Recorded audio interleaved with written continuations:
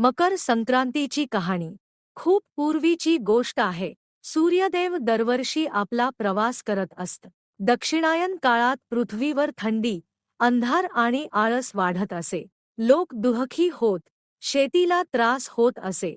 एकदा सूर्यदेवांनी विचार केला, मी आता माझा मार्ग बदलला पाहिजे, जेणेकरून पृथ्वीवर प्रकाश, उष्णता आणि आनंद वाढेल. त्या दिवशी सूर्यदेव मकर राशीत प्रवेश करतात.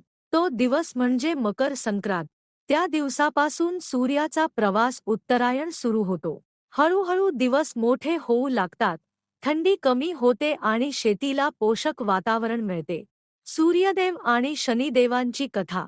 मकर संक्रांतीला आणखी एक खास गोष्ट घडली असे मानले जाते.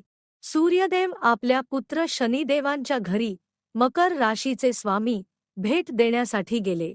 जरी सूर्यदेव आणि शनिदेव यांचे नाते पूर्वी तणावाचे होते, तरी त्या दिवशी त्यांनी मतभेद विसरून एकमेकांना स्वीकारले.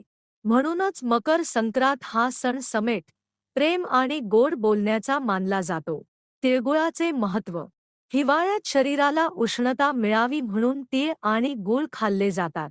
लोक एकमेकांना म्हणतात, तिळगुळ घ्या आणि गोड गोड बोला. याचा अर्थ जुने राग, भांडण विसरून गोड नाते ठेवा. म्हणून मकर संक्रांत हा सण प्रकाशाचा, एकतेचा, गोडव्याचा आणि नव्या सुरुवातीचा आहे.